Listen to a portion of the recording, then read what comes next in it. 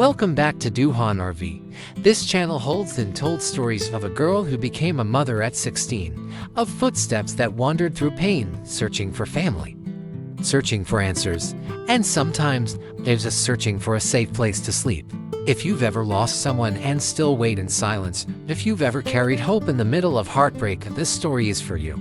Today, we'll walk beside a man who gave up everything just to follow one named Dieu Han. He doesn't know if she's safe, or even if she'll remember him, but when the heart loves enough, it doesn't need guarantees.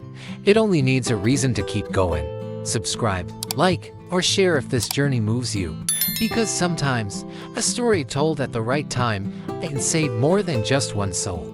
The sun rose slowly, painting the sky in soft pastels, but Dieu Han's heart carried no color. She sat on the edge of the mat, eyes tracing cracks on the wall like they were lines of fate. Every breath she took felt heavier than the last.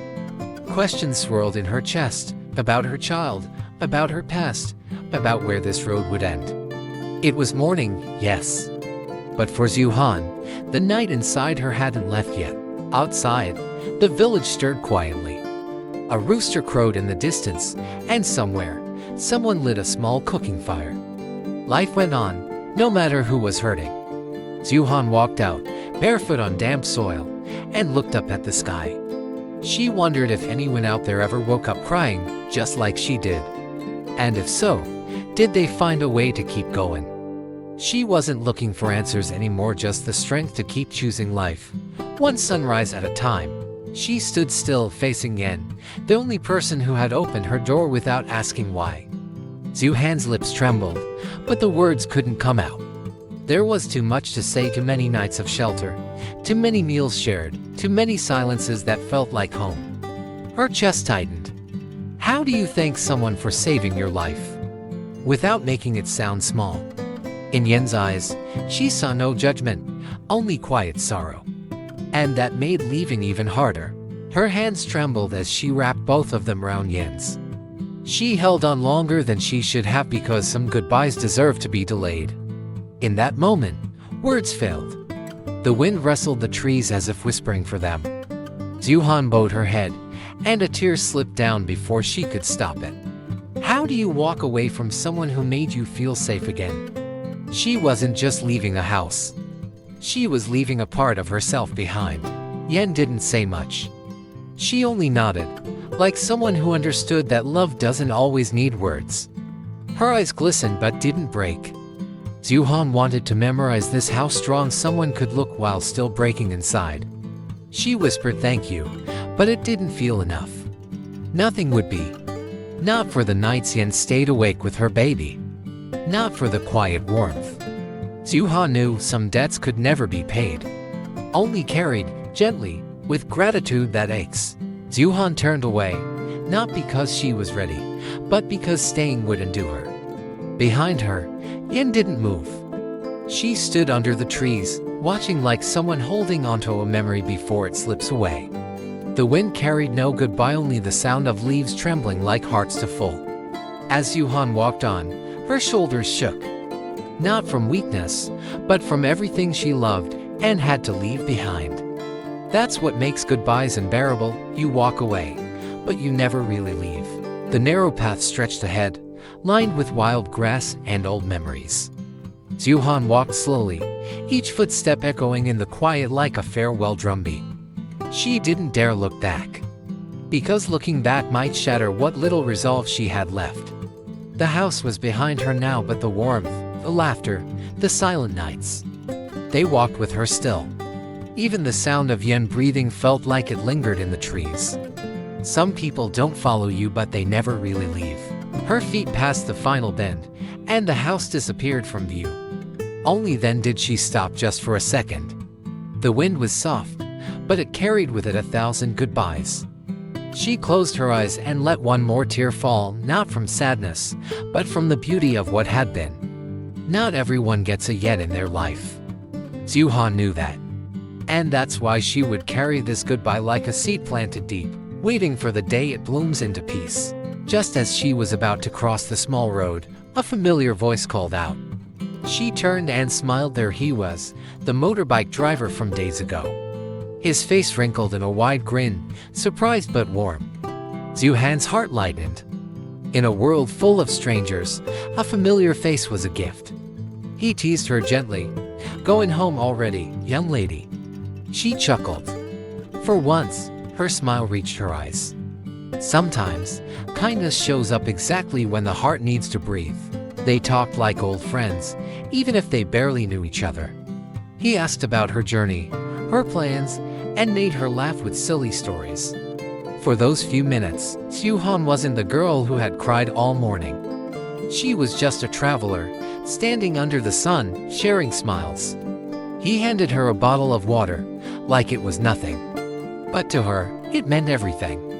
Some people pass through your life for a moment but leave behind warmth that lingers for years. The air turned heavy. Dieu Han blinked, trying to steady her breath. "Do you remember what he looked like?" she asked. The driver nodded. Young, skinny, looked like he hadn't eaten well. Wore an old backpack. Her throat tightened. Could it be then? Her mind raced through memories, his voice, his kindness, the way he once looked at her like she was the only thing that mattered. She wanted to believe it. Needed to. Maybe life hadn't forgotten her after all. "Did he say anything else?" she asked, voice barely above a whisper. The man shook his head slowly. "Only that he had to find you." Said it was urgent. Dieu Han stared into the distance. Urgent. Her knees weakened, but she stood tall. Maybe fate wasn't cruel, just late. And sometimes, late is still enough. If he was still searching, she had to be ready, to be found. She looked at the driver again, eyes searching his face like it held a map. "Which way did he go?" she asked, her voice trembling.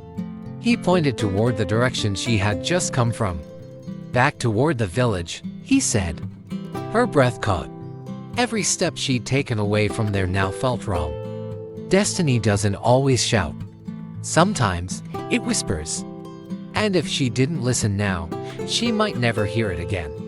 Dieu Han turned slowly, heart pounding against ribs that didn't feel hers anymore. She followed the direction the driver had pointed, her steps quick but uncertain. The village air smelled of wet earth and distant with smoke. Hope stirred in her chest, fragile but real. Then came the first drop, cold, sharp, landing on her cheek like a whisper. Within moments, the sky cracked open. Rain poured without warning. Dieu Han pulled the conical hat over her head, heart racing. Was this fate testing her? She didn't turn back. She walked straight into the storm. The rain soaked her shoulders, her back, the hem of her pants clinging to her skin. Each drop felt like a question. "Are you sure? Will you keep going?" But Dieu Han walked on, jaw clenched, hands gripping the straps of her bag. The mud pulled at her feet, but she didn't stop. She had walked through worse storms inside her heart. Compared to that, this was mercy. This was weather. And somewhere ahead, maybe someone was still waiting. At that very moment, far from Dieu Han's path, Hin was running. Her feet splashed through rising rainwater, breath uneven, heart loud in her ears. She didn't stop to pack. She didn't leave a note. Something had shifted, something urgent, dangerous, or simply unbearable. The house behind her had once felt safe. Now it felt like a trap. Rain blurred her vision, but she didn't care. She climbed over the rail, soaked and breathless, not looking back. Whatever she was escaping, it had finally caught up. She landed hard in the muddy water, feet slipping, but she didn't pause. Her shirt clung to her back, and her bag hit the water with a splash, forgotten. This wasn't running away. This was escape. From what? Even she couldn't say. A knock on the door earlier. A shadow at the edge of the trees. A phone call she never wanted to receive. Something had broken her calm. And now, all she had left was instinct. Get out. Survive. Don't think, just move. Yin crouched low in the muddy water, breath sharp and shallow.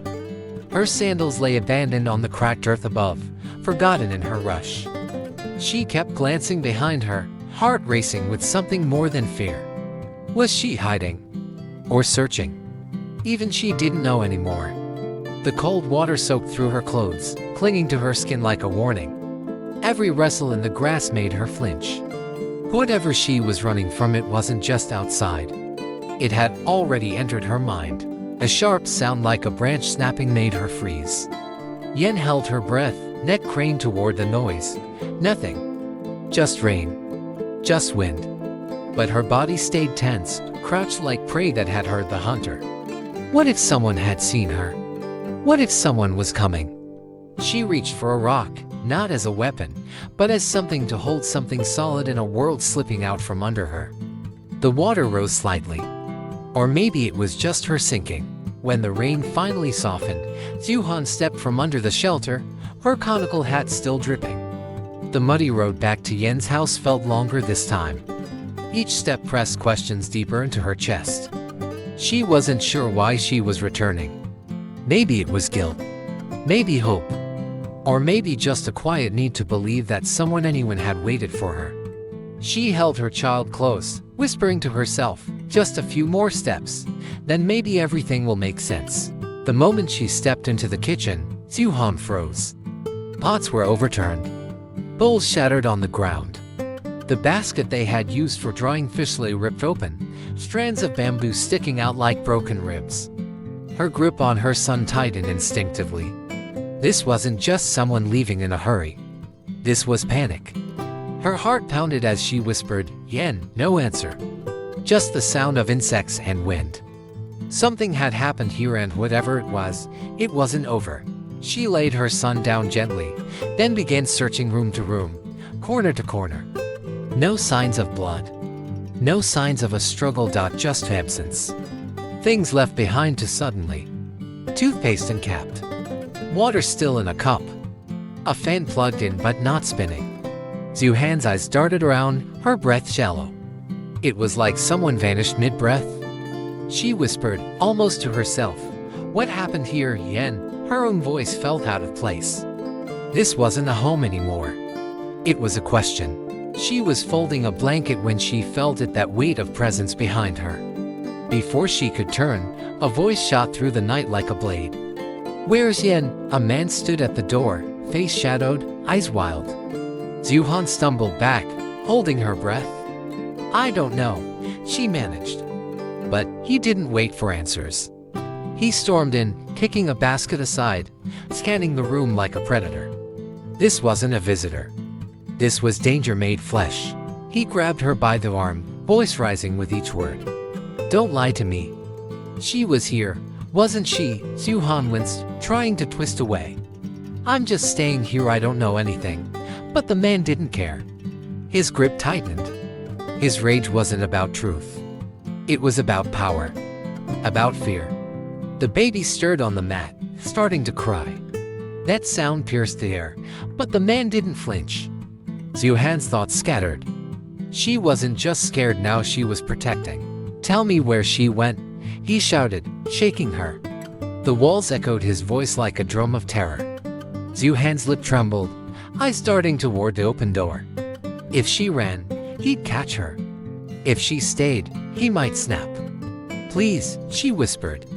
"I have a child." For a second, his gaze flickered to the boy crying, shaking. But cruelty doesn't pause for innocence. His hand raised. Dieu Han braced. Whatever was coming, she had to take it for her child's sake. With a sudden scream, Dieu Han threw her weight forward and pushed. The man stumbled back, caught off guard. She slammed the door shut and fumbled for the chain, hands trembling. A bamboo stick wedged into the handle. Her breath came in gasps, heart beating like thunder. She backed away from the door, arms wide, body braced as if holding the house together. Outside, the man cursed, pounded the wood, shouting threats. But inside, for one fleeting moment there was control. "Open the door," he bellowed, fists hammering against the fragile wood. The walls trembled. The latch creaked. Dieu Han pressed her back tighter to the door, teeth clenched. Her child whimpered in the corner, covering his ears. "Leave us alone," she shouted. But her voice cracked. She was scared, yes. But anger rose to anger for being cornered, hunted. "You won't hurt me," she whispered. Not again. She didn't know how long the door would hold, but her will had never been stronger. He kicked the door now harder, wild. Each slam sent dust falling from the ceiling. Dieu Han flinched, and didn't move. Her legs shook, but her hands stayed firm on the wood. "Why are you doing this?" she cried, not to him, but to the dark itself. The night gave no answer. Only pounding. Only rage.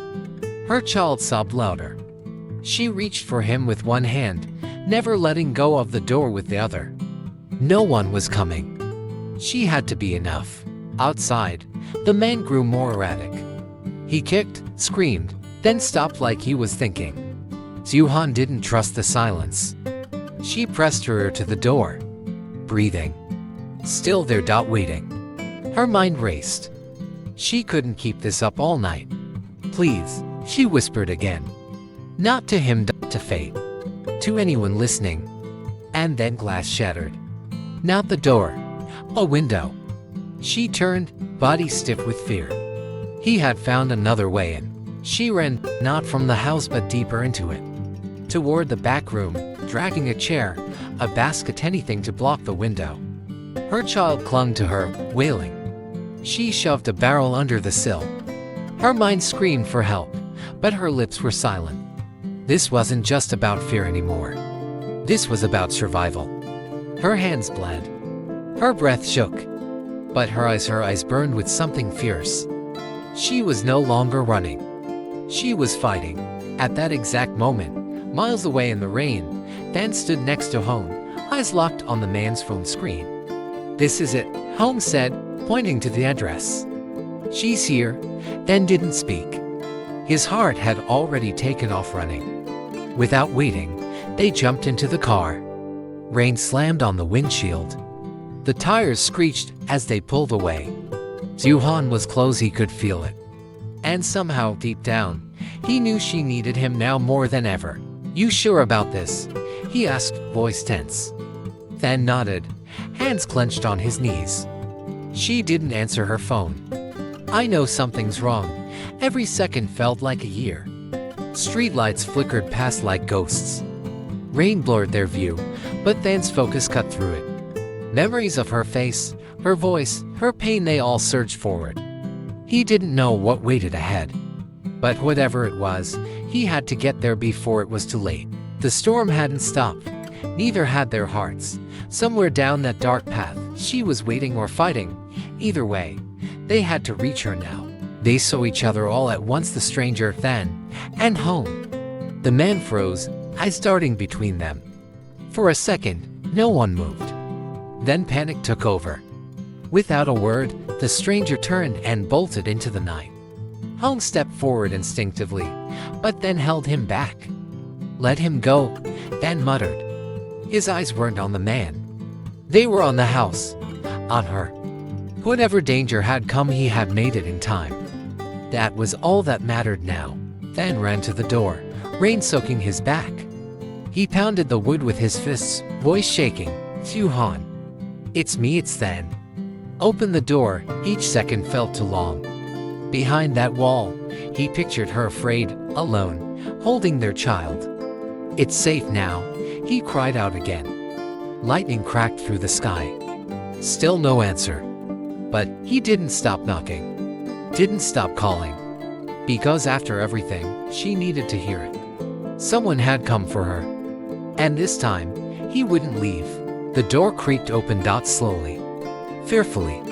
And there she was, Dieu Han, eyes swollen, holding her child close to her chest. She looked at him like someone seeing sunlight after years of darkness. Dan didn't speak. Neither did she. For a heartbeat, they only stared to souls that had wandered too far, too long. Then, as if the silence itself broke, they stepped forward at the same time. His arms wrapped around her, and she collapsed into him, shaking. No words. Just breathing. Just Home. She sobbed into his chest, the kind of cry that only comes after surviving what should have broken you. Then held her tighter, afraid she might slip away if he let go.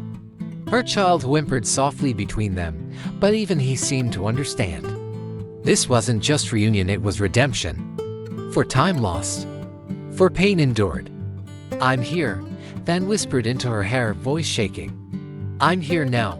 And somehow, That simple truth held more weight than 1,000 promises. They stood there for a long time, 3 bodies wrapped into one fragile moment. Rain still fell, wind still howled, but nothing could touch them now. Then looked over his shoulder at Hone, who simply gave a nod, a quiet smile. No congratulations, no drama. Just presence. Just brotherhood. The kind that shows up when it matters most. And for Dieu Han, it was more than enough. After everything she had been through tonight, for the first time in years, she felt safe. Hong stepped outside, away from the house, and dialed with shaking hands. "Yes, officer, there's been an assault. And a girl, she's missing." His voice was tight, his eyes scanning the dark. "The man who came here tonight, he was looking for her. And he tried to hurt someone else." Silence on the other end. "Then, we'll send a unit." Hong hung up, breath heavy. Tonight wasn't the end of something, it was the beginning of an investigation. And they would not stop now. They left the house behind, stepping into the quiet of the car. The rain had eased, but the silence inside was louder than any storm. Dieu Han sat in the back seat, eyes fixed ahead but seeing nothing. Then slid in beside her, the baby asleep in his arms. For a moment, no one spoke. Then, her voice cracked through the stillness. "What if something already happened to her?" she whispered. "Dieu Han wouldn't just leave like that." Her fear clung to every word. "She took care of us like family," Dieu Han continued, eyes welling again. "She gave my child milk when I had nothing, then turned to face her, Joe tight. And now it's our turn to protect her," he said firmly. His grip on the child tightened, as if anchoring them all. Outside, the headlights cut through the wet road. But inside the car, everything felt frozen, suspended between guilt and determination. They didn't know where Dieu Han was, but they knew they wouldn't rest until she was found. Sometimes, the people who save us are the ones who disappear without warning. Dieu Han gave without asking, sheltered without conditions, and now, she's the one in need. In a world where kindness is rare, stories like this remind us love isn't just a word, it's a choice, and sometimes, a cost. If this journey touched you, please consider subscribing to Dieu Han RV. Because every share, every like, helps us keep telling stories that matter.